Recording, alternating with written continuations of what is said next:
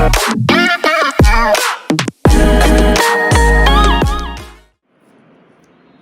History easy ചാനലിലോട്ട് എല്ലാവർക്കും സ്വാഗതം.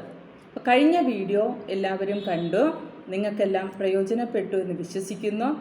ഇന്ന് നമുക്ക് പുതിയൊരു വീഡിയോ കാണാം. ഇന്ന് നമ്മൾ ഗുപ്ത സാമ്രാജ്യത്തെക്കുറിച്ചാണ് നോക്കുന്നത്. ഗുപ്ത സാമ്രാജ്യത്തിന് തുടക്കം കുറിച്ചത് ആര്? ശ്രീഗുപ്തൻ. ഗുപ്ത സാമ്രാജ്യത്തിൻ്റെ യഥാർത്ഥ സ്ഥാപകൻ എന്നറിയപ്പെടുന്നത് ആരാണ്? ചന്ദ്രഗുപ്തൻ ഒന്നാമൻ. ഇന്ത്യ ചരിത്രത്തിലെ പെരിക്ലിയൻ കാലഘട്ടം എന്നറിയപ്പെടുന്നത് ഏത് കാലഘട്ടത്തെയാണ്? ഗുപ്ത കാലഘട്ടത്തെ. ഗുപ്തവർഷത്തിന് തുടക്കം കുറിച്ച ഭരണാധികാരി ആര്? ചന്ദ്രഗുപ്തൻ ഒന്നാമൻ. ഗുപ്തവർഷം ആരംഭിച്ചത് എന്ന്? AD 320. ഗുപ്തന്മാരുടെ ആദ്യകാല തലസ്ഥാനം എവിടെയായിരുന്നു? അലഹബാദിലെ പ്രയാഗ്. ഗുപ്തന്മാരുടെ പിൽക്കാല തലസ്ഥാനം എവിടെയാണ്? ഉജ്ജയിനി. ഉജ്ജയിനി ഏത് നദീതീരത്ത് സ്ഥിതി ചെയ്യുന്നു?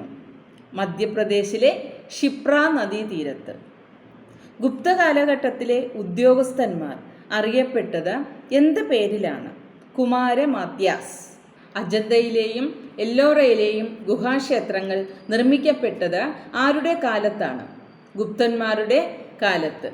മഹാരാജാതിരാജൻ എന്ന സ്ഥാനപ്പേരിൽ അറിയപ്പെടുന്ന ഗുപ്തരാജാവ് ആരാണ്? ചന്ദ്രഗുപ്തൻ ഒന്നാമൻ.